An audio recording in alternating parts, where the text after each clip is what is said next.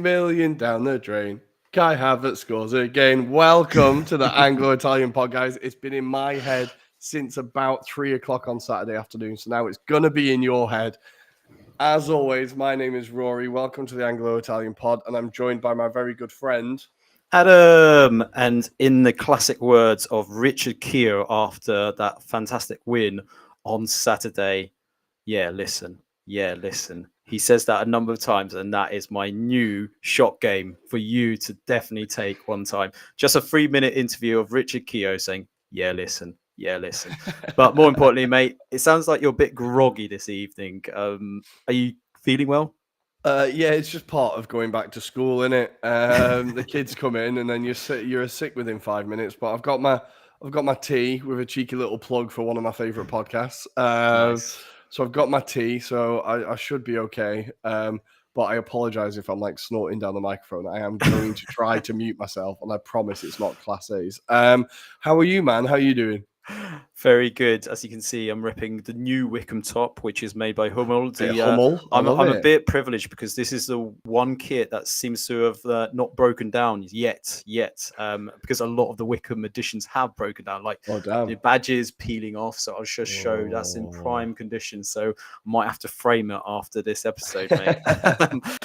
But yeah, keeping well. Weekend was far too short, and we have a lot of football to talk about as ever. So I mean, where do we start? Let's start with Serie A. I think that was amazing in itself, but obviously there's talking points in the Premier League, right, Rory? Well, exactly. So in the show, we are going to be talking about in the Premier League. We're of course going to be talking about PGM, LOL, and the bane to our existence that they are. We're going to be talking about Aston Villa running riot against Brighton, kind of stealing the crown there a little bit, maybe. We're going to be talking about the Korean guy and how karma in football is just the best thing. And we're going to give a little bit of time to Crystal Palace because we have to give them a honourable nod, even though United losing at this point isn't really a story anymore. Then in Serie A, of course, and Luton get their first win. We need to have a little bit of a chat about Luton. They looked a lot better, but it was Everton. Then in Serie A, we're going to be discussing, are Napoli back? Has the social media team actually saved Rudy Garcia? Because they have not been the same since. We're going to be talking about Milan beating Lazio, and nothing is going well at Lazio at the moment. Sarri and Lotito having a verbal boxing match quite publicly. We're going to be talking about Martinez in his incredible cameo down south in Salernitana. We're going to have a little bit of love for Orsolini, and we will talk a little bit about Genoa and a rising star in their ranks. So lots and lots to talk about. Shall we start, Adam, with the PGM LOL and how on God's earth this game was run? Now, I'm just going to very quickly say, as I was watching that game, as a spectacle, unbelievable entertainment. I absolutely loved every minute of it. I could not stop watching. It was incredible. I also want to give a lot of credit to Liverpool's performance because the way they played with 10 and 9 men, I think if it wasn't for Joel Matip and the incredibly unlucky aspect of clearance, like so unlucky, I think Tottenham do not break that team down. I think it ends a draw. It's just that freak result, that freak action that gets Spurs the win. So I think I have to say Liverpool were fantastic. I think Spurs were bang average, and against 10 men for so long and against 9 men for so long, you should be able to create more ideas.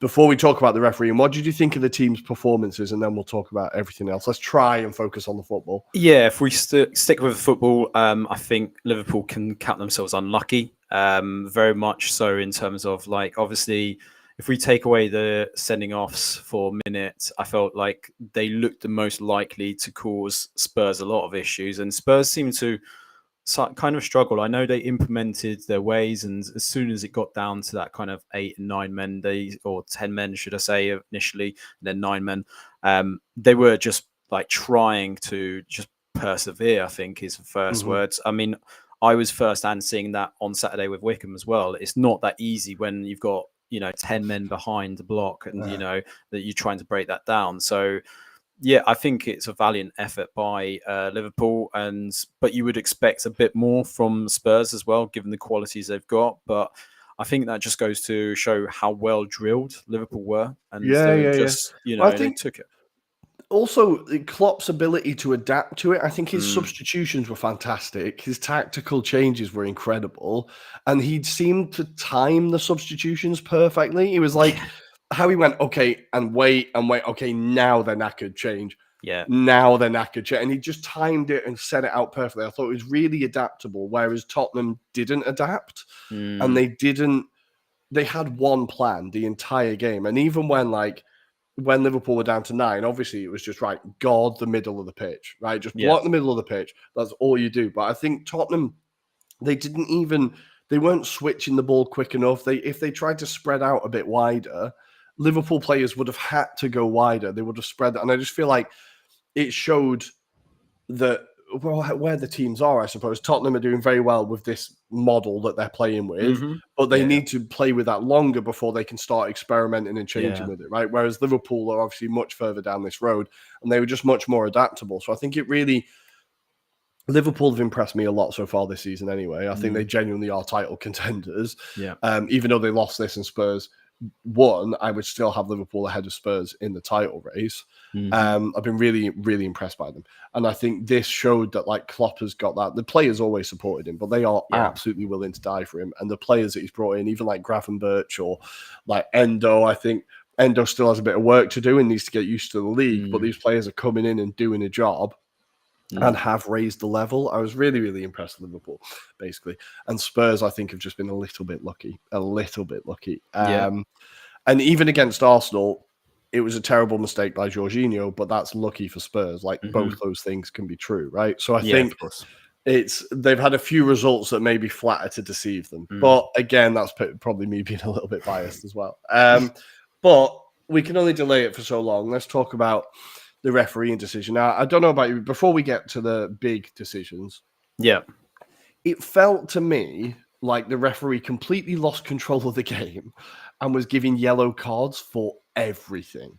And I do think it was slightly more harshly towards Liverpool than Spurs. What did you think? Because I thought there was a few where Romero got away with it, but Robertson didn't, or Jota didn't get away with it, but Basuma did. I felt like it was a really, like, generally just awful refereeing performance. yeah, I think there was a few that I wouldn't have necessarily given it. I mean, definitely like Jota's first one, for example. Definitely. I mean, what is he supposed to do? He's just running. He wasn't even doing it. So for that one, for example, that was definitely far from a yellow card incident. And yeah, like you say, I think he was very lenient towards Spurs, in particular. Some of those challenges that was made by the likes of Romero and yeah, like you say, Basuma. Yeah, I agree with you on that side of things. But if we dive into those red cards, I think he got the first one in terms of Curtis Jones right. I thought that was a right decision. I What thought was we your were going to thoughts? disagree. No, I No, thought it was a red card. I thought it was a red card. I think it was unlucky that he slips on the ball, but also it doesn't stop it being a dangerous tackle. It doesn't stop it yeah, being potentially yeah, dangerous to the exactly. player. I think you'd got to really be pushing to say that's not a red card. So I think that's not an issue. My issue was obviously the offside Yeah, of and the course. first booking for Jota are the two where I'm Yeah, like, yeah. what is happening here? So the first booking for Jota doesn't have to be anything. He is No, then stupid enough to dive into a fucking tackle of 2 course. minutes Yeah, yeah. later.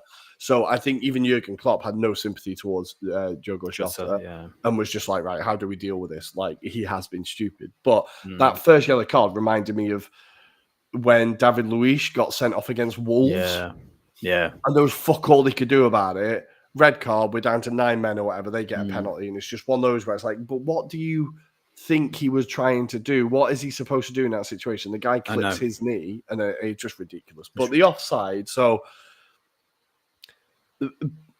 Pugmol, however you want to say it, PGMOL, Yeah, Pugmol, have said that there was a breakdown in communication, that the VAR thought that the goal had been given. So then he says check complete, which means to go with the on-field decision. And then when it was, by the time the ball was kicked off again, it was too late to correct the decision. So they just carried on with the game. Now, I don't know how many times does a team take a free kick Yeah. And then the ref goes, no, bring it back, Yeah, take the free exactly. kick again, right? Yeah. I don't know why this is any different. I feel like there was just a complete blind panic of Yeah. just, we've fucked this decision. And rather than just giving a minute, and like, we're used to VAR taking a long time. I know people complain about how long it takes, but when it's a decision this big, just take the extra 30 seconds and go, no, wait. We need to, there's something gone wrong here. Yeah. So, Adam, I'm going to ask you: do you think, like me, the issue isn't the technology; it's the people using it? Yes, it is, because it's been proved over the last few seasons, even when we've got VAR in existence and used for those kind of controversial decisions, that they still get it massively wrong. Mhm. And I don't know how they managed to get this one so badly wrong, because you've not just got one, you've got two people judging it. And I think that makes the whole situation 10 times worse. If it was one of them, you could kind of go. And we've seen like Dermot Gallagher on bloody TNT or BT Sport, as it was, trying to justify some of these decision making. And I still never agree with him on half of the ones that he kind of calls out. So this is where I think logic is really badly wrong there.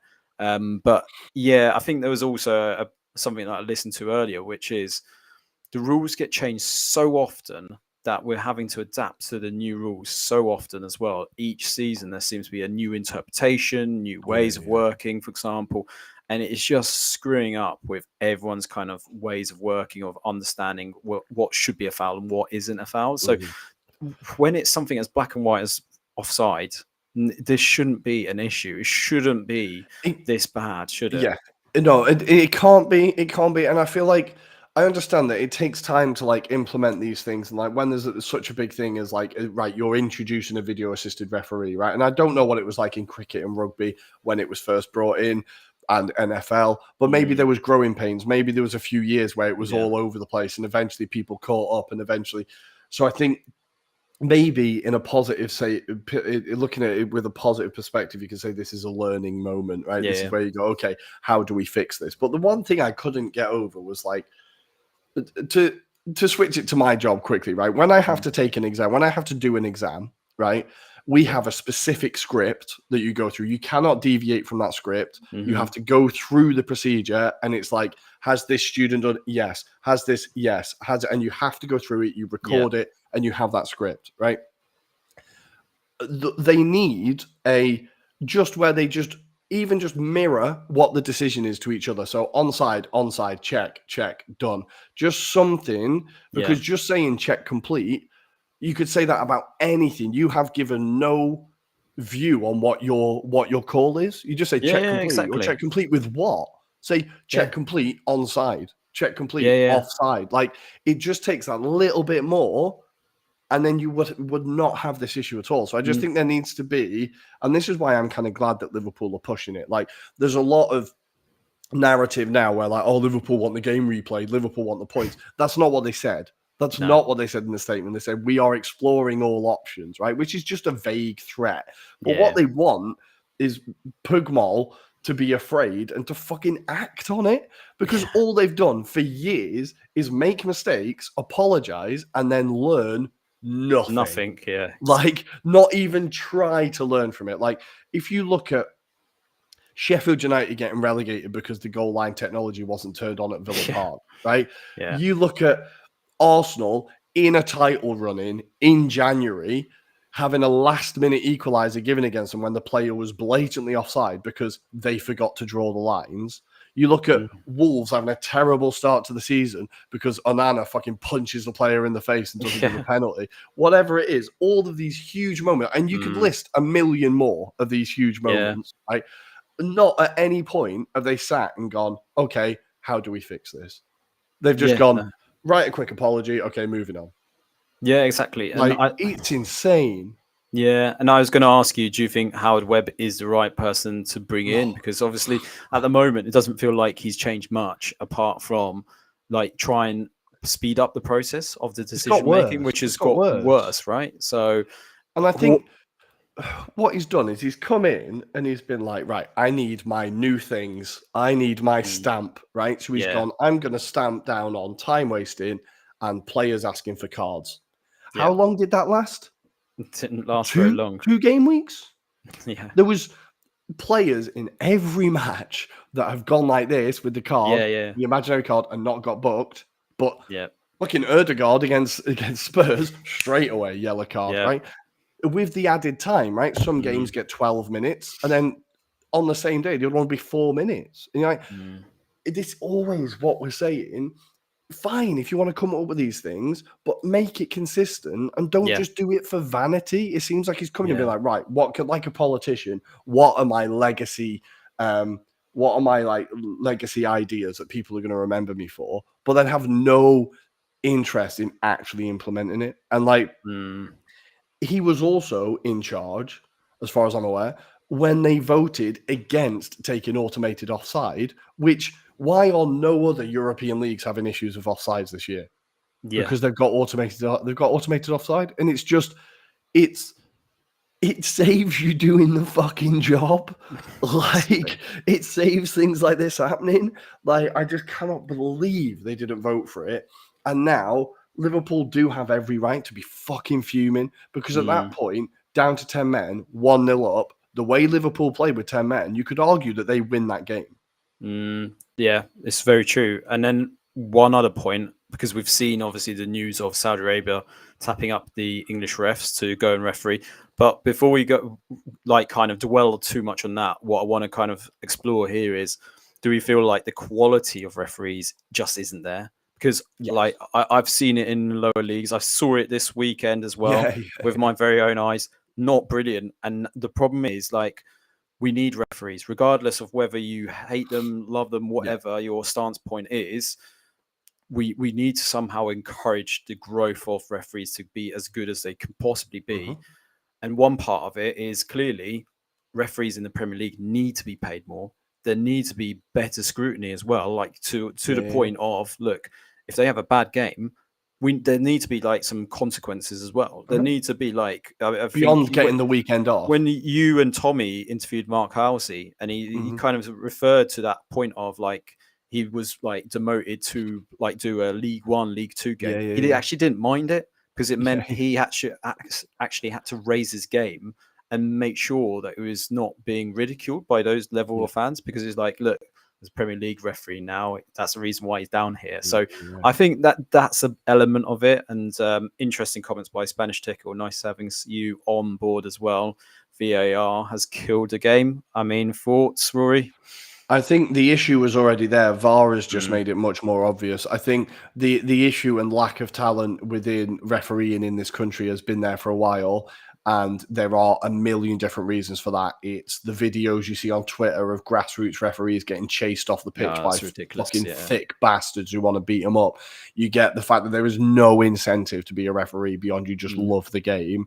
Like, I think, and we have to figure out a way to harness talent and encourage people, because as you said, the game doesn't happen without them. And we need every thick cunt who threatens referees to just not, like, because you have to start somewhere, right? It's got to be consequences for that level as well. I think the stories you're hearing is that there's not even getting like any jail time or anything like that for the consequences, because they're actually beating up these referees and linesmen, and that's why would you not called for. Like, would you want to go into it? There's not enough money on the planet that I'd want to be a referee. Like, and that's why I think we have to find a way to encourage people. And I just saw Jamie Carragher on the telly, and he was like, "Why don't we just bring in the best referees around the world?" No, we have to create our own. You wouldn't just say for players and coaches, "Oh, we'll just bring in the best from the world." The whole thing is about how do we make the England team the best? How do we get decent English coaches? How can we progress the English game? Why should it not be the same for referees? How can we make our referees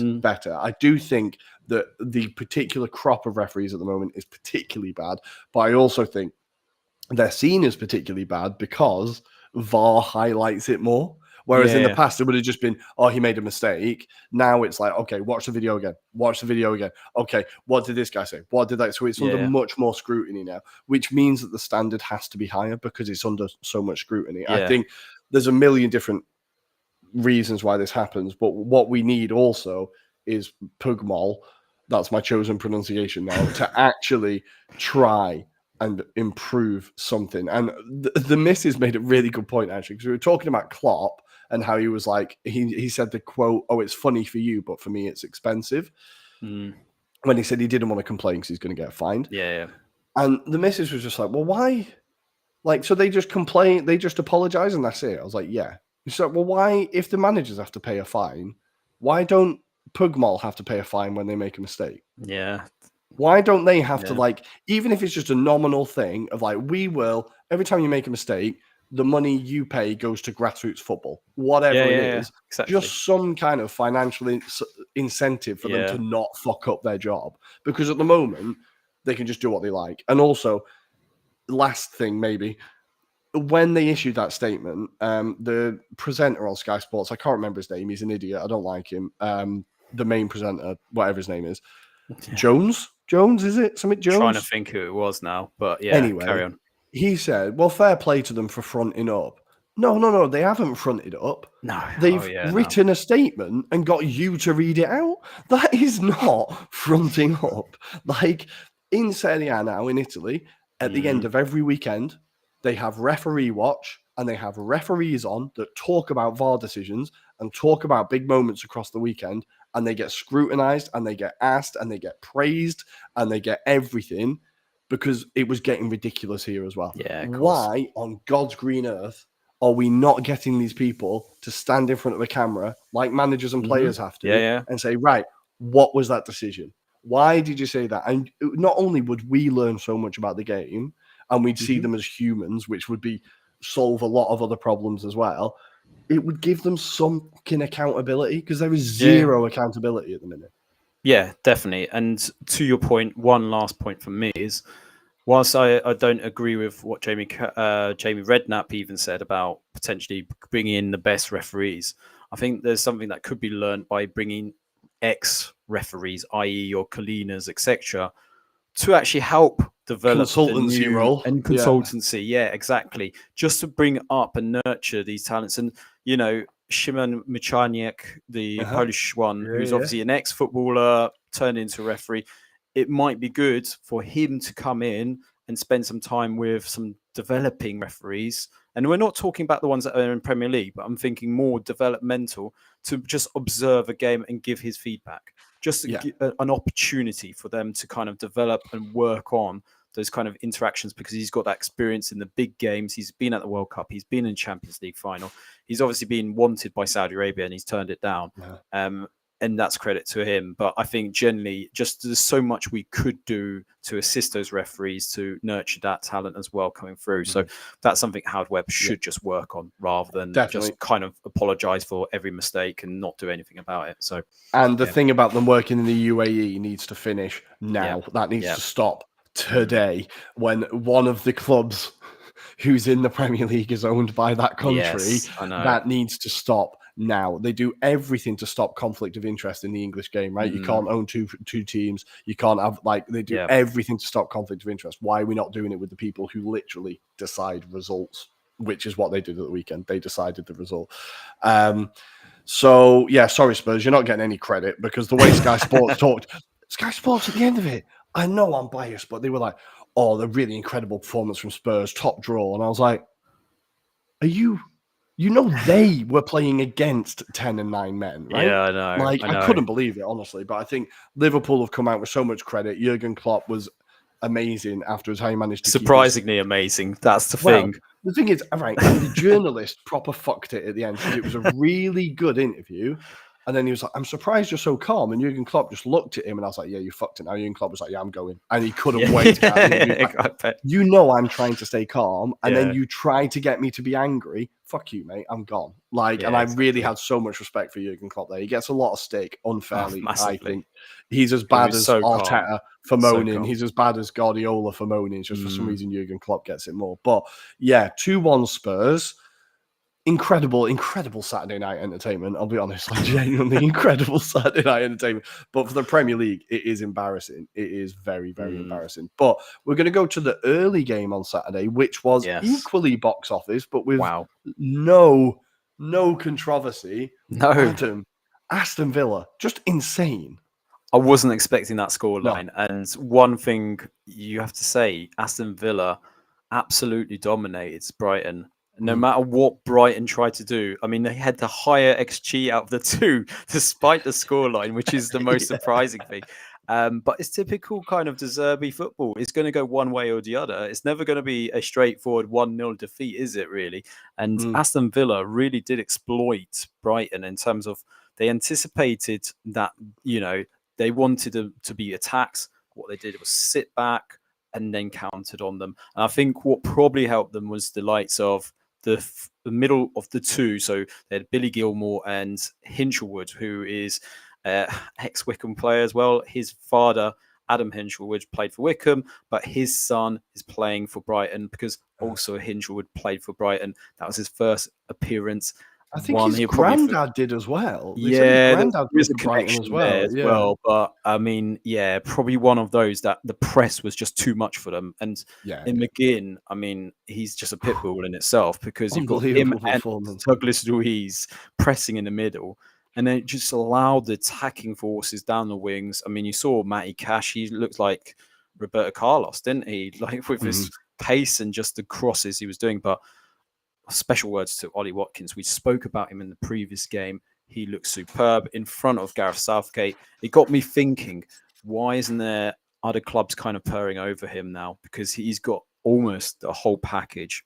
Just maybe the consistency right in front of goal. That's the only thing. But I can see it pushing on this season, that's for sure. He's been linked, although Arsenal are getting linked to every striker at the minute because we need a striker, but he's been linked with Arsenal long term, and I think Arteta does really like him. I'd be delighted with him, but I think, as you said, he needs to be a little bit more clinical in front of goal more consistently. But this game, he was absolutely fantastic. All of his finishes were just insane finishes, like beautiful finishes. And he could have had more. He just constantly kept finding space. And I think what I didn't really expect from Diaby, because I hadn't seen so much of him, what I had seen of him when he was at Leverkusen, he played mainly on the right, on the wing, and it was just like, run down the wing, get the ball in, run down the wing. But his ability to play make as well, and his relationship with Watkins has been formed so quickly. And they were just having beautiful little 1-2 passes and little through balls, and like their relationship has blossomed so quickly. It was beautiful to watch. And I think, just the sheer pace. And all they did was just wait for Brighton to make mistakes. Yes. Now, obviously, Brighton did have an off day, right? They were not playing well, but the ability to jump on their mistakes, like not every team does that, right? And not every team will do that. And I think Aston Villa have kind of shown a semi blueprint of how to beat Brighton here, or how to cause Brighton problems.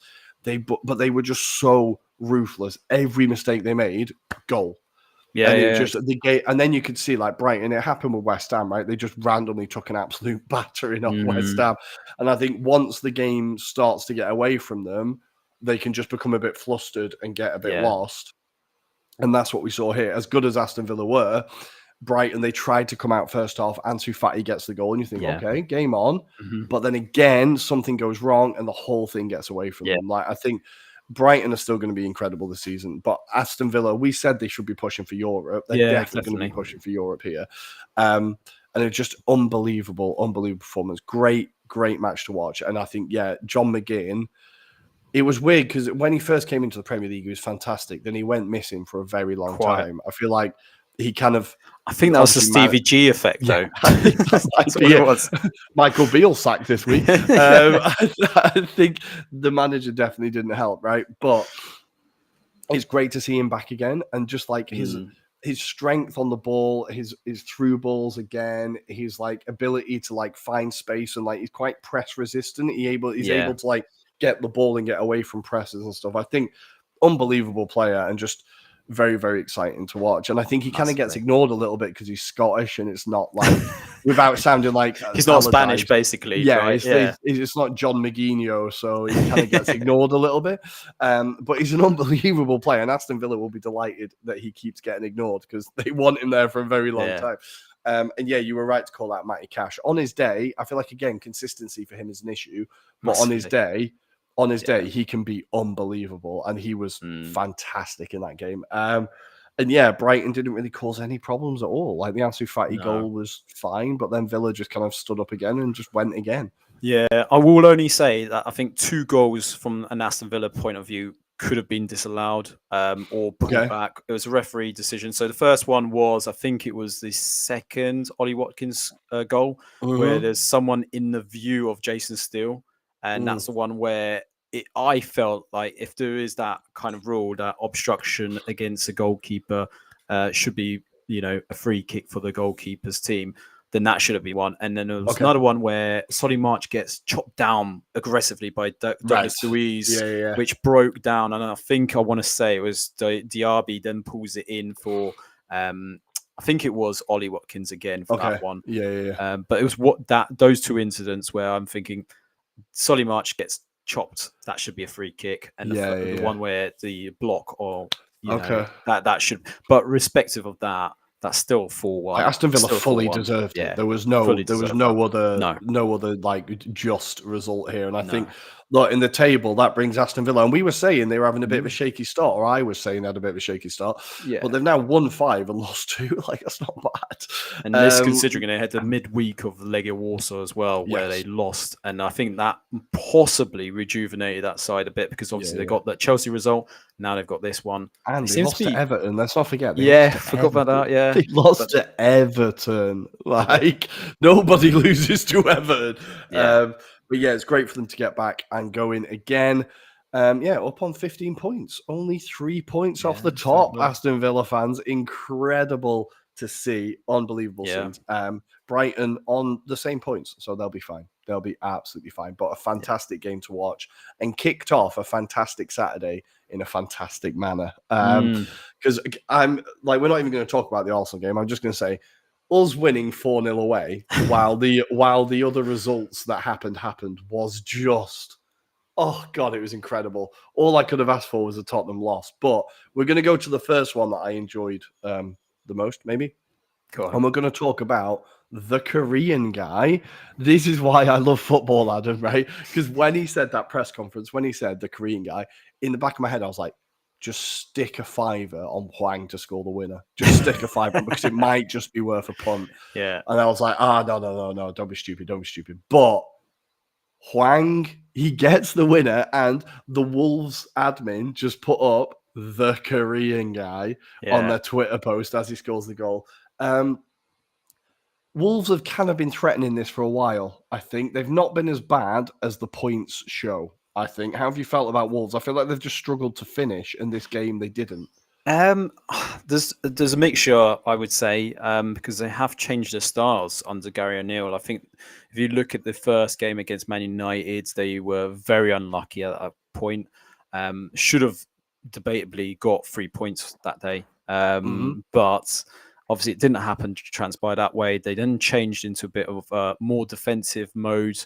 And for this match, they went back to the same formation that they did against Manchester United.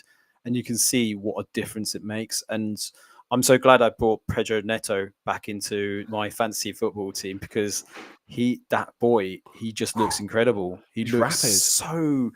So ready. Like, again, he's another player that I'll be excited to play at a bigger club. And that's no disrespect to Wolves, but I think if they don't have Pedro Neto, I don't think they've got necessarily that spark in that team. And I think that makes a huge difference. I know, obviously, Matheus Cunha was that spark at the beginning of the season, but he's since gone.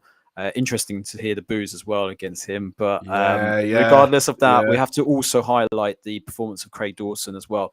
What a man-marking job he did on Haaland. Haaland, that was the lowest kind of attempts on goal that he's had. One shot. That was barely even a shot, was it? Yeah.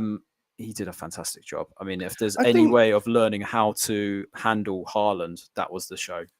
Dawson's a weird one because I've talked to a friend of the show, Tom, who's a West Ham fan, about Dawson, and he was saying he's one of the most underrated centre-backs in the league. Like, he's so underrated. Yeah, I think so, yeah. And I was like, and I watched him at West Ham, and I was like, this guy is bloody good. Like, he is very, very good. And I feel like that performance was just, he's just a solid, good no nonsense. Premier League standard centre-back. No nonsense. Like, yeah. That's the thing. He was absolutely outstanding. And just, you could tell that his job was just, you have to know where Haaland is at every minute. That is all you have to do this 90 minutes. You just need to be looking at him the entire time and then do what you do. And he just could not get anywhere Holland couldn't get further than 5 feet away from him. If you know what I mean, it was just exactly. an incredible job, and I think we have to give credit to Gary O'Neill because having watched Bournemouth and how fucking terrible they are, like Gary O'Neill, we all said it was a harsh sacking, and it's kind of annoying because we were talking about De Zerbi as kind of ammo to tell the people of like, oh, he doesn't know this league. It's ammo to tell them to fuck off.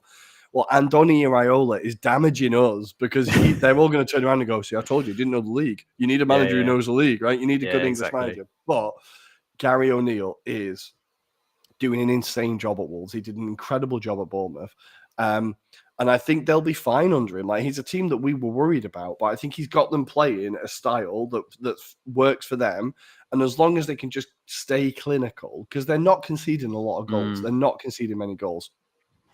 If they can just get that clinicalness, I think they'll be absolutely fine. And Hwang is a player that when he came into the Premier League, he had a really fast start. He got a lot of goals, and then he went quiet as the season went on.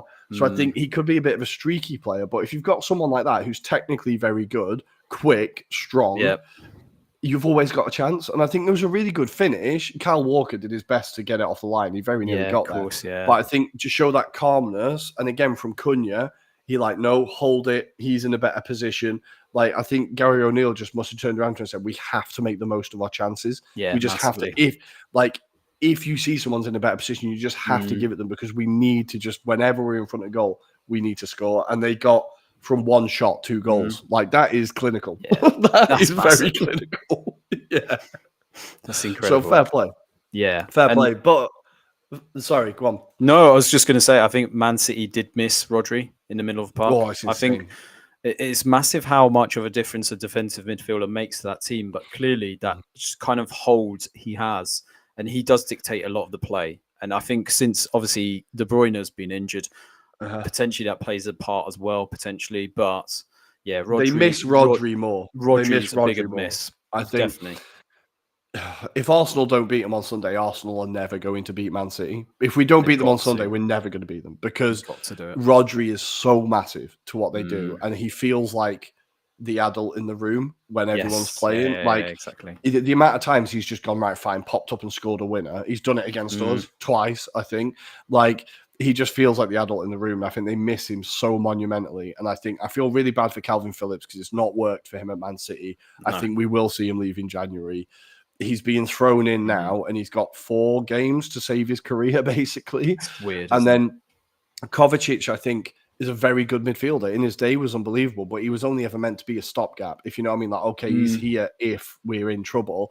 But there were so many times where Wolves were just running through that midfield, and he looked like a United player running back. Like the pace he wasn't hitting was insane. So I think, like, Man City, they're missing a lot of pieces at the moment. And this is the only way that anyone else is ever going to win it. We need City to be suffering, basically. We need stuff to be going wrong for them. Because if everything goes right for them, nobody gets a chance. Of course. So I'm quite happy to see things not going perfectly for them at the moment. But it does show you that Rodri, this is why people are paying so much money for defensive midfielders at the moment. Because true. They are so key. And finally, a position like Gilberto Silva that was ignored for years. Oh, massive. People are finally going, oh, actually, no, this is actually pretty important. You need to invest in it. You need to get that proper. So I think it's good to see City not getting it all their own way, basically. But congratulations to Wolves. What a win, and could be a real catalyst for their season now. They are on 7 points, 1-2, drawn 1, lost 4. That's not bad, considering the teams at the bottom are who they are. That should already be enough of a point gap to see them kind of say. It's very true. Because Bournemouth looked fucking atrocious. I'll be honest, they looked so bad. But we're going to move on from there to Old Trafford, where the roof was leaking, and not only did the fans have to watch that, they were also getting piss wet through in the biggest metaphor for Manchester United in the last 10 years that there has ever been. I genuinely felt bad for the United fans. Honestly, I was like, this is just a miserable experience. Such a miserable experience. But Roy Hodgson, first manager ever to get 3 wins in a row at Old Trafford. Yep. No, wait. First manager to go 5 games unbeaten at Old Trafford. the Yeah, because he's latest got manager 3 to win wins, 3 hasn't he? games in Yeah. Old Trafford in a row, because Pep Guardiola's done it as well, I think, because of course he has. But Roy bloody Hodgson and Crystal bloody Palace, they've got United's number, right? They do. And this, considering the backdrop of, they had an opportunity midweek, obviously, maybe to push into the League Cup, and he decided, no, they're going to concentrate on Saturday, which everyone was kind of scratching their heads going, what are you thinking, Roy? You can't be doing that. But fair play to them. They did a job on them, and Man United had no answers for it. They didn't even look threatening at times. They had their chances, right? But they didn't look like they were going to ever get the ball in the back of the net. And I think it asked more questions around, obviously, yes, Ten Hag has got an injury crisis, but there's fundamentally still, again, that question of what does he do Monday to Friday with the squad? Because they clearly don't seem to be practicing on the key bits that they need to focus on, which is either you go change your route of how you're going to get to that goal, or do you kind of just perfect, I suppose, how are you going to finish off those chances as well? And I don't get the feeling of either. There's still that kind of question about what is the star with Ten Hag. I'm still not getting that. So your thoughts? I found obviously the left back position is such Reguilon injured now as well. It's just an absolute joke, and it's just a nightmare for a Ten Hag. So I think that obviously that means you have to shift Amrabat into. Well, you have to. He chose to put Amrabat at left back. I feel like there must have been another option beyond that, but I don't know United's squad well enough. Team player, was Lindelof injured? Is Lindelof injured? I feel like I know he's not a left back, but he's left-footed, right? He plays on the left-hand side. Exactly. Maybe he could have done a job there, or shift to a back. Could have done just a free centre backs. Yeah, shift to a back three, maybe. Because if your weakness is midfield and you've brought in this player to be alongside Casemiro, who has that double pivot, which is what I think the idea is, because they need that midfield solidity, to then play that player so far up. I understand it's a difficult situation, but also the thing that confuses me: what is a Mason Mount? What is a Mason Mount? What role is he playing? What is his function?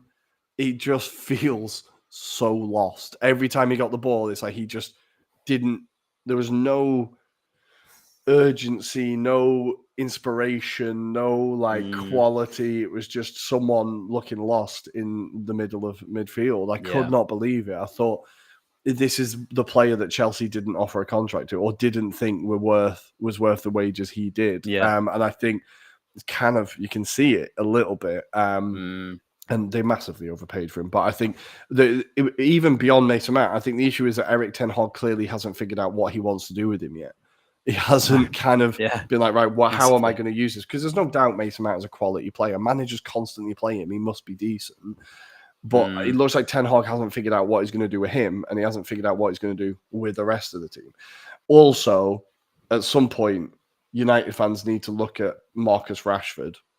Oh, I think they're already calling for him. They're calling for him to be benched.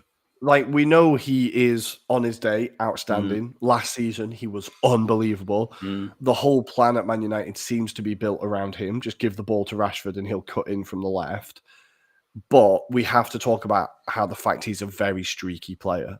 He's very streaky. When he doesn't fancy it, he really doesn't fancy it. And I think, do you think it's, because I think it could be the fact that he has so much weight on his shoulders at that club. And I think sometimes it does just get too much for him. I think there's a combination here. So there is that, but I also think there's a lack of depth. So he's not being pushed in terms of, if he was in a Real Madrid side, I don't think he's even getting on the pitch right now. And that's the difference. I feel like if you put him into a different squad, I think he has a challenge trying to get into the 11. Whereas at Man United, he's been comfortable. He's been seen as the main man. And obviously, I think Ten Hag doesn't really know how to utilize him best. But he's also, when he's managed to get him onto that left-hand side now, he's seeing that he's being inconsistent. And I think there's not enough to push him on. So right now, he's having to kind of carry the side to an extent. And like you say, maybe it's getting to his head as well. It's too much for him. But then I think the problem is it's far greater than Marcus Rashford. It's the whole and that's no criticism of him. But I just feel like the way Ten Hag's gone about it, he's really just struggled to implement what he's trying to do with this squad and just with Marcus Rashford in general. And Yeah, I'm just not seeing. I think everyone's starting to see these little pockets of holes now in Ten Hag's kind of philosophies and tactics. And yeah, I struggle because I feel if the first kind of aims or attacks or tactics don't work, there is no fallback. There doesn't seem to be like a change of format. And is that down to the quality of players that he's got at his disposal? Probably to an extent, but again, he's had over a year now in that role. Now he's had time to implement what he wanted to do. He's had two transfer windows, right? Transfer windows. He's had obviously 2 transfer windows if you count when he first joined the club, and then also this one, and then obviously got January in between. But even so, you kind of look at that, then he's had opportunities, he's had money, so he can't blame about the amount of money that's been invested either. I think he's just not been shrewd enough. Personally, that's where I'd go. He's not shrewd enough. Recruitment, as always at United, has been an issue. And I honestly didn't think, for a player like Anthony, who I think is bang average, I didn't think they would miss him that much. And they really massively changed. Rely on him a lot for a player who's not actually that productive. So, yeah, crazy. But we need to talk about Crystal Palace, because Crystal Palace... massively. We've not given him any credit. I think Eze walks into that United team. I think Joachim Anderson and Guehi walk into that United team. I think there's a lot of players at Crystal Palace that walk into that side. They looked very, very good. Well drilled. They knew what they had to do. But I think there was the difference in terms of approach as well, because they absorbed a lot of the attacks. You saw Eberechi Eze dropping back as well. You know, they knew their duties. And when it came to that final third, it was the quality of the attacks as well. Because, you know, Eberechi's Ize's kind of free kick that goes to Joachim Anderson, which was so incredible. I've said this. I think he should be, as a defender, should be in the top 4. A club in the top 4 as a rotational centre back. He was fantastic. Sampdoria. Was it Sampdoria? Oh, Sampdoria. It was. Yeah, exactly. Yeah. And this is the thing. Even Mark Guehi, who's obviously got the England call up now, deserves a shot now. I think he's proven himself there. But I think you just look at even Sam Johnson, a player that was disregarded at West Bromwich Albion, bought in, and obviously he hasn't been the number 1, so to speak, at Crystal Palace. But also one thing that was really highlighted was Crystal Palace didn't make rarely any signings this summer, apart from Jefferson Lerma, right? And Rob Holding. Don't forget Rob Holding. But they're fairly steady. So I think obviously last year there was that transitional season with Vieira where he brought in a lot of players. Now they know each other. And one player to highlight, Will Hughes as well. I never thought I'd be calling him out, but he's been pivotal. He's been pivotal to that success. So fair play to them. So really good result. And Rory, full of praise for Crystal Palace. Absolutely love watching him play. I love watching Eze play. I could just watch him forever. He is beautiful footballer. Of course, ex-Wickham, right? He was at Wickham? On loan when he was 17-year-old. So I loved him for that spell. He's for a player that was only there for 3 months, I think it was at the time. He's been one of the best loanees that's ever just been in our team of like if you're talking about team that you'd want from various different generations, he always seems to make it now because of how superb he was in that first spell. And he's just blossomed since then. So I do love it when you get a loan player. Like when I used to watch the Alex, you'd get the odd loan player that turns up and you're like, we got Majid Bugera on loan and went on to play for Rangers. And he absolutely pissed the league. And we were just like, we've signed Maldini? Like, what the hell is this? Like, he was incredible. Oh my God. I've still got a signed shirt of his in the wardrobe. I think that's a story. That's another pod that has to be made. We have to reminisce about these players, but not aside. Unfortunately for the Alex, one of them you can't talk about anymore. Gylfi Sigurdsson, you don't have to talk about anymore. But on that note, we're going to move on. Let's move on. And we're going to very quickly give Luton their credit because I'm very aware of time. Sorry, Luton fans. But I love Rob Edwards. He seems like a fantastic manager. Well-grounded, proper nice bloke. He's had a bit of a dig at Garth Crooks in one of his... people have said a lot about us. Down. People have said a lot about us, but clearly haven't done their research. I saw now Everton fans, obviously, I love Everton fans, but one of them was like, the second Luton got promoted, it was nailed on that Luton were going to win at Goodison Park. It was just obvious it was going to happen. But there was an Everton fan, and this has just come up on Twitter. Absolutely unbelievable. He was at the game at Goodison Park. He then flew to Argentina to watch Boca Juniors River Plate in the Boca Juniors end, and then watched, of all players, Salomon Rondon get the winner for River Plate.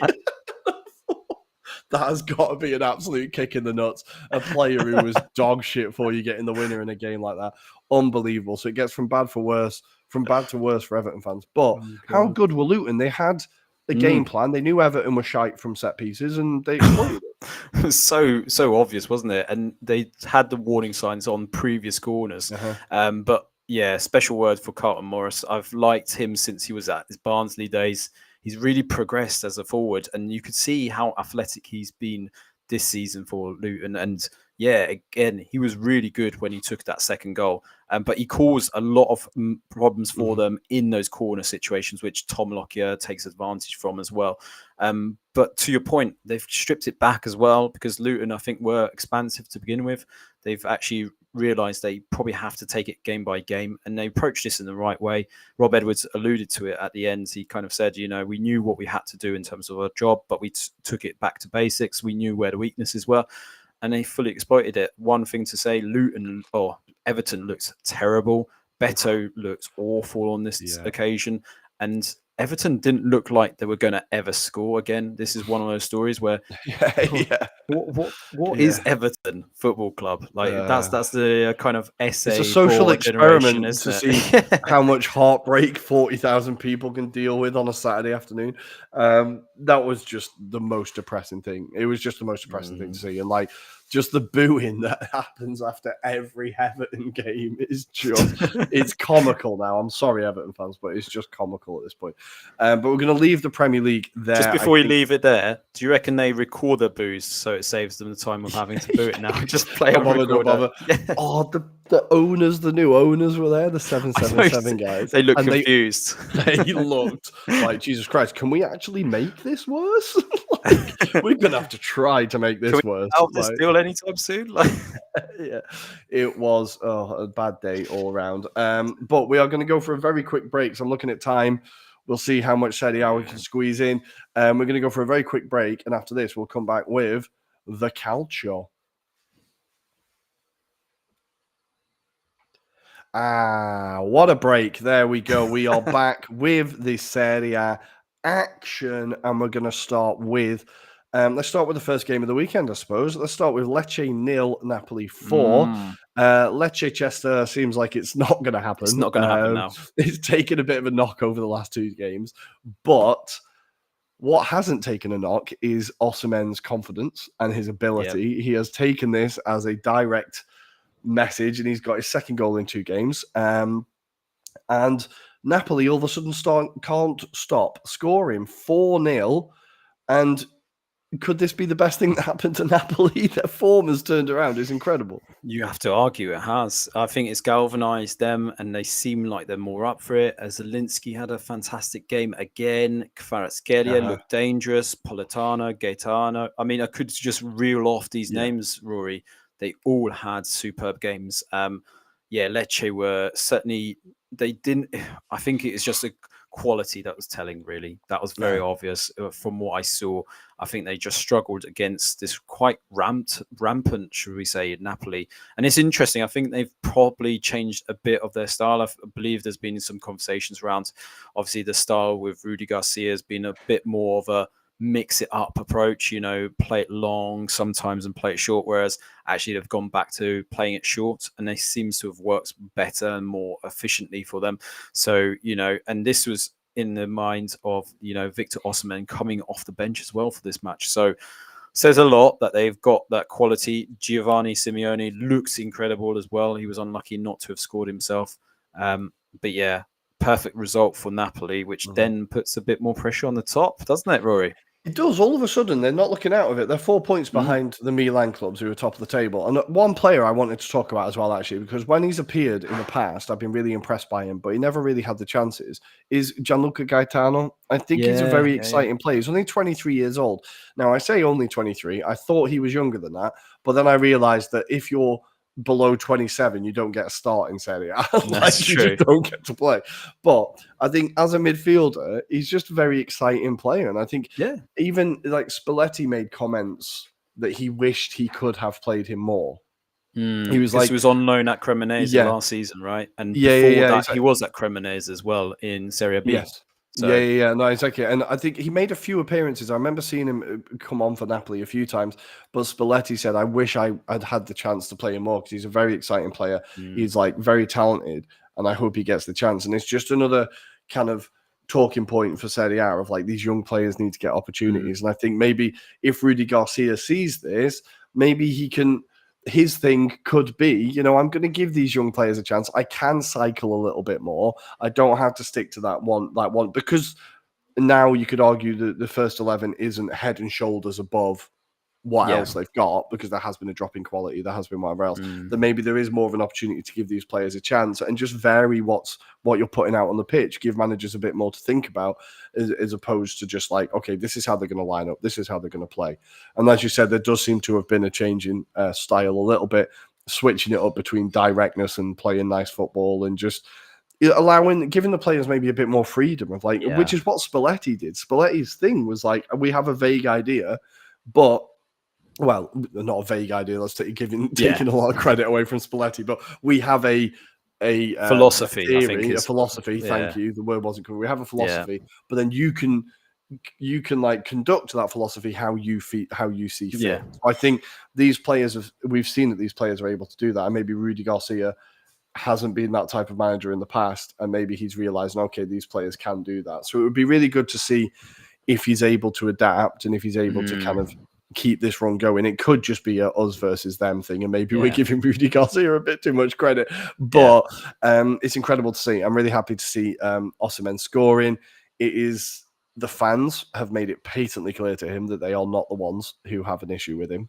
They've made it as clear as they can. His teammates are making it perfectly clear to him, and I think he released a statement this week, kind of breaking his silence, just saying that he loves the city of Naples. He loves Neapolitans. That was a really good, classy statement, wasn't it? And like, he has given everything for the badge. He will always give everything for the badge. He appreciated the support of the fans in Nigeria, and I think he was kind of saying, I think I like your support, thank you, but you don't need to be attacking the Napoli fans, basically. It was the vibe I got from it. And then he finished with Forza Napoli Sempre, and I think if he's going to take on De Laurentiis, he's not gonna win the popularity battle. Like, how do you see this one going? Because if Osimhen is happy to stay and he's like, you know what, I want to be at this club, what happens? I'm still skeptical whether Osimhen stays there personally, because I think that's a hell of a damage to kind of, try and overcome, right? I think the bridges are potentially burnt from this outcome and how Napoli have dealt with it. And that's De Laurentiis would have signed off on these statements as well. So for me, I think, potentially the damage is already done. The key question is, can De Laurentiis somehow persuade Osimhen that this is the project to stay and, become a legacy, if that makes sense. But I'm struggling still to grapple with this. And I think if you look at his persona and his body, I just got this kind of vibe that he's doing this for professionalism, but he's not doing it necessarily to please De Laurentiis and co. I think he will still demand to leave. If it's not January, it'll certainly be in the summer. But I for him, I think this is positive for Napoli fans because they can grasp a little bit of hope on this. But whether it's enough, I don't know. Again, I was talking about Napoli and the city of Naples this weekend, and like how much I love that city and the people, and I can see how people absolutely fall in love with it and become obsessed with it and become like adopt this identity because it's so like us against the world and we are what we are, fuck you. And if you get the city, if you understand it, and if you take the city into your heart, those people will die for you. And I think Osimhen has done that. He's come from similar like background to a lot of people in that city, like the kind of probably even worse because of like growing up in Africa and in Lagos is probably, but it's a similar background of like coming from poverty and dealing with people turning around and saying to you, you're not going to achieve anything, you're not worth anything, and then proving them wrong. And I think their attitudes are so like entwined and so like it feels like he really gets the city, and that team don't just adopt anyone. No, and obviously it helps that he scores goals. Obviously it helps that he's a fantastic player, but his personality as well and the way he's taken on the team has made such a huge difference. And I think him issuing that statement, I think most Napoli fans now, even if he did leave in summer or in January, would understand why. There'd still be idiots online that are calling him a crybaby and get over it and whatever. And I've seen a few of them as well, like Jesus Christ. But yeah, I think the majority of level-headed, sensible fans would be like, okay, I get it. Yeah, the club fucked up. I'm angry at the club, not at you. exactly. I think, I don't know. We will see how it plays out, but it's great to see him scoring again and to see Napoli smashing him in. Lecce, just get back on the horse, man. Just don't let it affect you too much. 2 losses in a row now, but 2 tricky games in a row. To be fair to them, Exactly. Juve and then Napoli. Not expected to win this, right? Yeah, they would have taken 1 point from both of those games. Yeah. They would have bitten your hand off. So I think there will be plenty of points down the road for them, I'm sure. Next, we're going to move towards the top of the table, and we're going to go to Milan as Milan 2, Lazio 0. Christian Pulisic getting another goal. Yeah. I am absolutely in the mud with my worst signing of the season shout for Christian Pulisic. He's been unbelievable. And he got his first goal midweek. He's now got his second. Noah Okafor getting the second. A player that we were very excited about from Salzburg. Looks like, well, that's a huge result for Milan, right? Massive. It brings it back into the title race, believe it or not. And yeah, I didn't think this was still something that they would be able to achieve. Given that this was Lazio, I thought it would be a tougher game personally. But Lazio, sloppy passing, just really poor. I mean, there was a Felipe Anderson kind of dragging kind of his teammates a bit at times. But if it isn't for Providal, it's probably a bigger scoreline. And this is probably the argument that's been kind of waiting there for the last few games, really, with Sarri. And obviously, then we saw the fallout really come out at full time. And kind of, I mean, this is looking or feeling like this could be Sarri's last few days at Lazio at this rate, because he's blamed, obviously, Tito for the signings that they made, or the fact that it wasn't his necessary choice of signings. It's interesting when you look at the onset of Ravella, like he'd be perfect for this Lazio squad right now. But for some reason, Sarri doesn't feel like there is a future for him at this moment in time, or doesn't trust him. I don't know what it is, either or probably somewhere in between there is an answer. But Sarri isn't happy. He's not happy. Obviously, I think he feels like everything's conspiring against him. If it's not the fixtures, it's Latito, it's his squad. Strange feeling, considering he got them to that position, right, Rory? And now it feels like it's going to go back to square one again. It's weird because I know that Lautaro dictates who the club signed, but when they made those signings, I thought these are all quite Sarri signings. I thought they would fit his system very well. Right? Yeah, I thought Ravella is a player that we were saying Juventus, and I still insist Juventus was stupid to let go. A young, exciting technical player. You've got Guendouzi who can do the run-in and he's still a very creative player as well.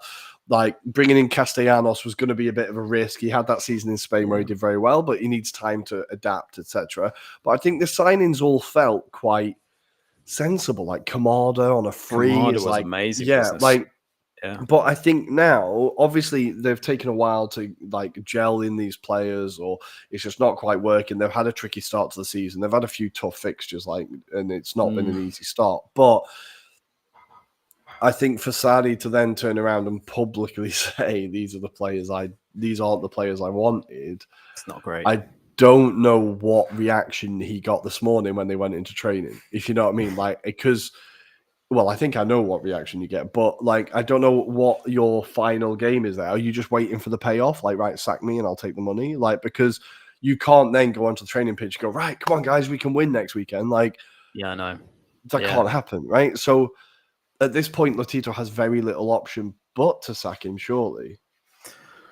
I think the problem is, there does seem to be a little bit of a standoff to say who's going to go first right now. I don't know if Lazio are in a position where they can afford to maybe sack him off just yet. Perhaps they're waiting for maybe certain stages of Champions League before they've got the monies or funds potentially. It'd be very interesting if it's played by that. But I would kind of go, this is the problem you've got, is that if you do sack him, who do you bring him in? Who do you bring him as his replacement? And potentially that's what Lutito is kind of thinking, is that I'd rather he makes that decision if he wants to move. Yeah. And I think potentially it will depend on how does the players respond as well. Because if they decide to play badly just to get rid of him, then that might force the hand in Lotito and kind of say, we can't get relegated out of this league.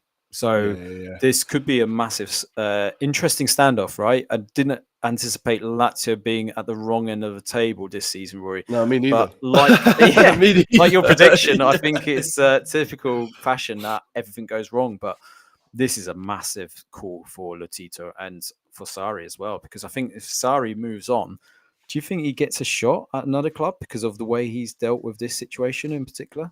I think he has a reputation of being a difficult character. He has a reputation of being someone who's difficult to deal with, and I think there will be clubs who would have second thoughts about hiring him, especially because this whole job was supposed to be the project, right? This was supposed to be like, we're going to give you time. We're going to we're going to get you the players you want. Obviously, they didn't do that one, but we're going to let you do what you did at Napoli with us. And then it's felt like, and then at Chelsea, it wasn't the right fit. In Juventus, they didn't like him. And you start thinking, is there a thing like where he's just can't get on with people, or people get bored of him quickly, get tired of him? I don't know. It seems maybe just Napoli was the right place at the right time. I don't know. You do still have to remember he won the league with Juventus and no one's done it since. So there's still that. But yeah, it's true. Yeah, it doesn't feel like the happy marriage that we thought it was going to be. And there was so much progress last year and so much back in the Champions League and kind of, I know they absolutely shat the bed in the Conference League last year, but for him to get them back in the Champions League this year, it felt like there was real building blocks in place. I still insist that is a good squad. I still think that's massively. And I think maybe, defensively you could upgrade a little bit, but that front three of Zaccagni, Immobile, Castellanos, whoever you want to pick, Felipe Anderson, is a very good front three. The midfield is very good, like Kamada, Luis Alberto, Ravella, Guendouzi, whoever you want. There's a lot of quality there. So I think Sarri's reputation is being damaged massively here. And I think him coming out and making that statement doesn't help either. But for Milan, we need to give them credit. Let's give them credit. Joe Spagnoli commented, Lazio shit in the bed in Europe. Rory, that bed is never clean. That's very, very true. That's very, very true. I like that a lot. But for Milan, we need to talk about now. Pulisic is the American that's going to get all of the plaudits. But I want to shout out the best American they've signed, Yunus Musa. Has been fantastic since he came in. I think he's such a calming influence in that midfield. But the midfielder that really stood out here, and he's a young player that Milan fans have been really excited about for a very long time, Yacine Adli. Yes. Not really seen much of him in Serie A, but he came in. Were you impressed? Yeah, I've seen little glimpses of him, and I do like what I see so far, and obviously really impressed in this particular match. I think what tells you a lot about him is the fact that he had opportunities to go on loan last season, but he said to Pioli, no, I want to fight for my position even if I'm still on the bench. And I think he's had that benefit of being in amongst the squad. He knows the standards. He's obviously had to bide his time, and I think he's now going to blossom from this. And it probably will have an impact now going into the rest of the season, because I think Pioli, if he's clever enough, he'll rotate depending on the games now. So I think there's an opportunity there. But Yacine Adli, definitely knew about him before he had this particular match, and looks promising that he's getting his chance, because I think players like Tommaso Pobega has his chance, and I think he's probably going to go in January. I wouldn't be surprised if he's gone maybe by the end of the season. We shall wait and see with Yacine Adli. There's been obviously a lot of hype from his Bordeaux days. A certain Paulo Sousa was his coach at the time and said he was the next Zidane then. So, let's wait and see. I think that's probably too big a kind of encouraging words from Sousa there. But, I think there's definitely a prospect there. It just needs to be nurtured and given time. So it seems like Pioli is giving that to him right now. No, exactly. And I think players stepping up and making Milan if players can step up and make Milan rely on Leao less, that would be a much needed thing for Milan. I think Pulisic has got a good few goals now. There's a really nice video of his dad watching the goal. Just sat there. He doesn't look like he gives a shit though when he scores. No, but he gets so emotional. You can see him like trying not to cry. You know, I thought it was more like Walter White, just like sat there. Oh, really? He's so big. Maybe I was projecting my own emotions onto it. I don't know. But it looked like he was like really taken aback by it. It was a really beautiful moment. Yeah, good to see. I never really liked Pulisic, but yeah, fair play. He's doing all right. We need to move on to the next game. Let's talk about, Salernitana 0, Inter. No, not even. Salernitana 0, Lautaro Martinez 4. 4, yes. Because Inter did sod all until he came onto the pitch. I did think, I know you've got to rest him, and you think, okay, Salernitana away, we can probably rest players. But I was like, why not just start Lautaro against Salernitana? Because his record against them is pretty good as well. As off the top of my head, I think he scored against them a lot. But he's broken the record, right? I think the first player as a substitute to score 4 goals. And I was going to ask you this question, Rory. Right, go on. Who was the last player to score 4 goals for their team in Serie A? In Serie A, yeah. Who was the last player? That's going to be a tricky one. I'm going to go with. Go on. Antonio Di Natale. No, it's a little bit more present than that. And I was surprised by this. Giovanni Simeone for Hellas Verona against Lazio 4-1 that day. I was kind of thinking like it's got to be Christian Vieri or Del Piero. I was thinking Luca Toni, honestly, the first time. I was thinking Luca Toni. But Giovanni Simeone in 2001. Wow. So, wow. Blast for the past. But this game, unbelievable performance from Lautaro, and I think what we've seen now. Sorry, the dog is trying to get past Jacob. She's moody and wants to get into bed. She's now tearing the bed up. Good work. Lautaro, it's not that Inter rely on him, but he's just massive. It feels like this season he's really taken a step up, right? Yeah, he's just increased the levels slightly higher now for this season. And up until that point, obviously Inter didn't look like they were going to do anything in this match. They really did struggle. I mentioned about that Polish midfielder. He scored a goal for Salernitana, but it was ruled off for onside. That was very unlucky there. But I mean, one of the mistakes, obviously, you must have seen it, but Ochoa throwing the ball to his defender that didn't expect it. Duns or Dumfries intercepts. It's not looking too pretty. Good, is it? We have to say, I think there's a lot of concerns with Salernitana now. They might brilliant tifos, but apart from that, they are going to struggle this season with that squad. They really did look terrible. I know Inter have been the best team in the league so far, so it's like harsh to judge them. But there was a complete collapse, and the way that Martinez just ran on and bullied him was just insane. And I think Carlos Augusto for that fourth. Just isn't intercepted, no challenge whatsoever, and he manages to get the ball into Lautaro, and he's just like tapping it in essentially, virtually. So, it's not looking too pretty, Rory. Not looking very good. But for Inter, just incredible business. Thuram gets another assist, and just everything seems to be going right for them at the moment. Çalhanoğlu again. Barella gets his first assist of the season. Things are starting to click up, and I think Martinez just. Yeah, he's hitting that. We said it. He needed to get consistent, and he needed to get out of Lukaku's spotlight almost. It felt like it was Lukaku and Lautaro, right? It was always how it was billed, and I think Lukaku not coming back has been the best thing for him. It's been a blessing. He is the main man now, and I think him being made captain as well.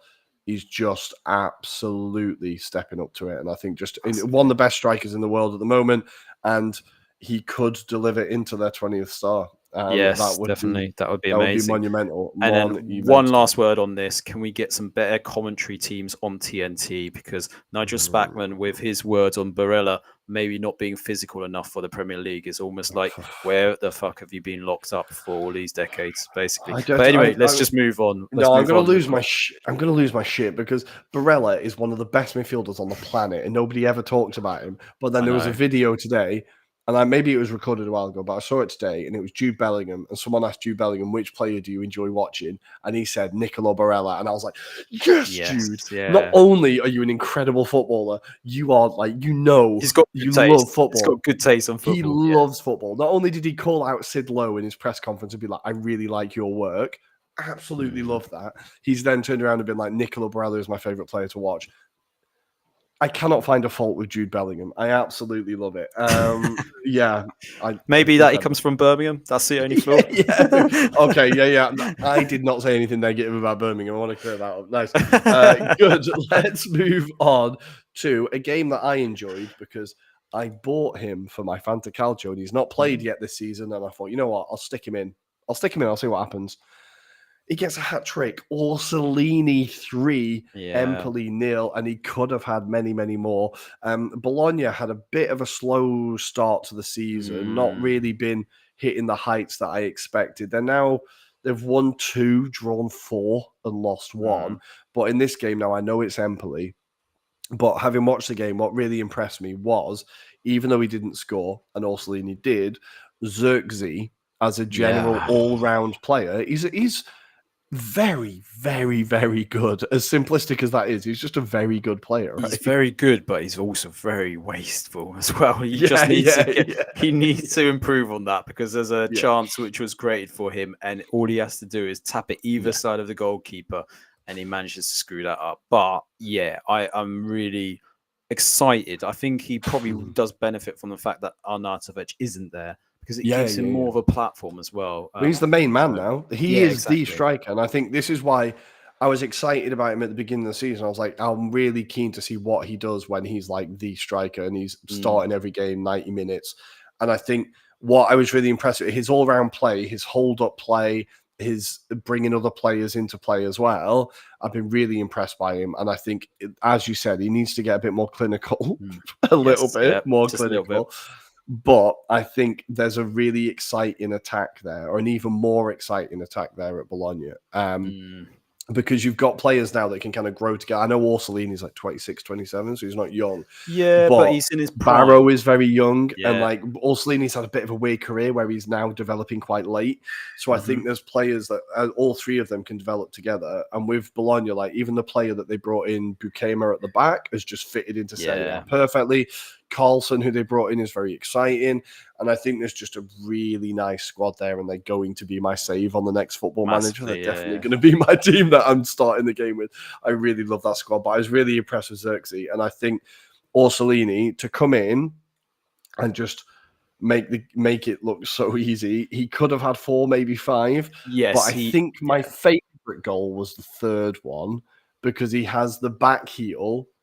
A back heel 1-2. Yeah, so he I saw that. Drops it into the center, makes the run. The guy plays it back to him, and he at that point he was just so confident, and I love watching him like that. I just think he's one of the most underrated players in Serie A. I think he's insane. I think he's beautiful. But one other thing on this match, Skorupski saves him as well. So there's at the beginning of the match, saves very early on. Then from Caputo as well. I think obviously a different goalkeeper potentially lets one of those in, and that changes how the game goes. But they've got a solid base, Bologna, it's fair to say. And Thiago Motta, definitely liking him. I think, I was looking another at his season career. like that. I was like randomly Wikipedia in his career, right? And I was like, that guy has won everything. He won the Champions League with Inter and with Barcelona. He won La Liga. He won Serie A. He won the French title. He's won everything. I was like, he has had a much better career than I recalled. He's a very, very good player, obviously. But it just reminded me, I was like, God damn, imagine that guy walking into the changing room like, I'm listening to that guy, right? I think he's a really exciting manager. And if Bologna can keep hold of him for a long time, we could see a lot of progress there. But sorry, Empoli also can't hit a barn door, and bringing on Mattia Destro is not the lifeline that they seem to think it is. But a great win for Bologna. And before we end this, because my voice is about to go, we're going to talk about Udinese Genoa. Adam, tell us 2-2. Udinese is still bloody all over the place, aren't they? They are, but the player that you didn't like from last week's pod, where he said Lorenzo Luca, no, he doesn't have that not about Luca Tona vibes. He turned up and scored a banger. To be fair, well Of controlled. course he did. Of course he did. But the one player that I did want to call out for this one was the Genoa perspective, which was Gudmundsson. Gudmundsson, interesting quote from Gilardino, who basically said he doesn't want the media to say anything more about him because he was really good. He looks really dangerous. He's the form player for Genoa, and he looks threatening every time, Rory. Like Udinese really struggled. He scored a goal that was disallowed. Then he goes and scores a goal. Him and Retegui, they look very formidable. And interestingly, did a bit of research on him as well. Gudmundsson has a bit of a historical context as well because his mum and dad have played for the Icelandic football teams. So he's got a bit of like genes, obviously gene pool there. But also his grandfather also played for the Icelandic team. So again, he's got a bit of something going on there. So yeah, he's a player to look out for, Rory. And I think looking at this performance, he looks like quite a lethal striker at the moment. Yeah. I don't want him to be Piontek standards because again, same club, right? Same club. I'm hoping he doesn't score 30 goals and that gets sold to Milan. But yeah, I mean, this could be an interesting player, and he's obviously got the great manager in Gilardino, who seems to be just developing this side even better. But yeah, Rory, really looking like that's a good player to look out for this season. And Udinese, at least they've got some points on the board. That's the most important thing. Well, that's it. They're kind of 4 draws. Jesus Christ. That's just, I know it's obvious, but just one goal away. Just one goal away, always. But Genoa now on 8 points, 1-2 drawn, 2 lost, 3. For a promoted side, they are handedly the best promoted side so far by some distance. Let me double check. Yeah, wait. Cagliari and who was the other promoted side? Oh, Frosinone. No, Frosinone was smashing, aren't they? Well, Genoa nearly as good as Frosinone. Close. But the point stands. We talked about how good their squad is and how at home they look. That Retegui Gudmundsson partnership is pretty exciting. But seeming as my predictions never go right, I need to give myself a shout out because one did go right. Sassuolo, after beating Milan and after beating Inter or whatever, they lost at home to Monza 1-0. So, a broken clock is right twice a day. Still from the rich, give to the poor, right? That's what they've done. Exactly. Classics Sassuolo. Robin Hood dressed in green and black. Yeah, absolutely love that. 1-0 as well in the 66th minute. Absolutely classic Sassuolo. But guys, we do have midweek action as well. God damn it, the football never ends. I'm just going to very quickly take you through some fixtures and just tell me how excited you are about them, Adam. On a scale of 1 to 10, how excited are you by Inter Benfica? 6 out of 10. Yeah, it's not bad, that is it? It's not bad at all. I quite like that. Man United Galatasaray. Oh, I cannot wait for Icardi to do his thing and maybe Wilfried Zaha to double up. That'll be great. I'm going to go for a 7 out of 10 for that one. I'm honestly like an 8 or 9 because I think Galatasaray are going to win that. Could be interesting. Napoli, Real Madrid. Oh, I think this is a problem with that. It looks attractive, but then you can see it being 0-0, couldn't you? You can see it being a dull book, but I don't think it will be dull. I think this is a 9 out of 10, Rory. I genuinely think they'll be end to end. And Ancelotti will play it cool. But Rudy Garcia might just let his team do their thing as well, right? Oh. That's so many connotations. And like you say, Jude Bellingham's on form as well. He's last-minute winner from Bellingham is basically guaranteed at this point. And I love how he's actively speaking Spanish online, genuinely trying to speak Spanish, and he's added the Modric outside of the foot assist to his Arsenal, if you saw it at the weekend. Beautiful cross for Joselu, who actually scored. He seems to be learning at Real Madrid. He's getting a lot better. You can be low on this one because I'm not personally excited about it either. Lons Arsenal, I'm at a solid 5. 4 or 5, yeah. I mean, I still would be interested to see what Lons are going to be like because they didn't really do too much in their first game. But yeah. No, I think that's going to be trickier than we think. I'll be honest. Dortmund Milan. I will go for an 8 out of 10 for that one because that could be juicy. Could be Yeah, I juicy. think Milan get a win there. Dortmund are absolutely all over the place at the minute. The most despicable game in modern football: Newcastle versus PSG. Yeah, I know. This is a 7 out of 10. I can sense this could be quite an open game because PSG aren't playing as well. But then you've got Newcastle, maybe at home. Home advantage. Well, it's really going to be playing absolutely popping off in it. Have you seen Yeah. that? Oh god, they've got bloody drone lights Have for they? when they. Have you seen the video? No, I haven't. Then They're doing like a drone show of like the shirts with the numbers, and like it is absolutely the definition of plastic. I looked at it and I was like, oh god, this is so bad. I just saw someone retweeted it with the Captain Tom, when they did Captain Tom in drone. and then someone did it with Jason Tyndall. I was like, yeah, it's got to be Jason Tyndall in drones. Please just it's got to be. And possibly the lowest one here, RB Leipzig, Man City. Yeah, I'm going to give that a 4 out of 10. Definitely. Yeah. It's just going to be boring. And last one, this is going to be. There's going to be fighting in Glasgow. Celtic against Lazio. Oh God, yeah, this could be an interesting one. Definitely. Celtic Lazio, and is Celtic at home for this one? Yeah. Oh, okay. I will give that a 6 out of 10. It could be. Someone's going to die at that game. Someone's going to die at that game. I can guarantee it now. Very quickly, we're not going to do the ratings. I'm just going to take you through the Europa League, the Cool Kids Club. We have Aris Limassol taking on Rangers, who now have Alex Ray in charge in a hilarious twist of events. AEK Athens hosting Ajax. That's a big one. Sporting taking on Atalanta. Brighton visiting Marseille. That is what an away trip. SC Freiburg taking on West Ham. And I'm looking for Roma taking on Servette in Rome. Liverpool hosting Union Saint-Gilloise. And that is the Europa League. In the even cooler kids club, we have, I'm just looking for the Aston Villa game, basically, aren't I? Where is it? Aston Villa taking on Zrinjski. Is that how you say that? But Aberdeen taking on HJK. Fiorentina taking on Ferencvaros. That's quite an interesting one. That could be a good one. Right? Yeah, I like that one. AZ Alkmaar hosting Legia Warsaw. That's a tricky one for Legia. That's going to be a big one. That's going to be quite a juicy game because I think that's the favourites, right? AZ Alkmaar and Villa technically in that group. But that could be a really good result or good game for both. Good game for both. They got to the quarterfinals last year, didn't they? AZ. AZ, got knocked out by West Ham. So that could be a very, very good game. And that is all your action midweek, guys. We are going to be back Friday morning talking about all that action. Probably.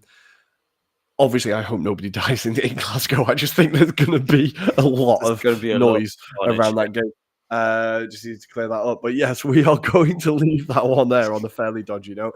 Thank you for joining us online. If you joined us, thank you for listening. If you listened, if you are on YouTube, hit the like and subscribe button here. There. Appreciate it.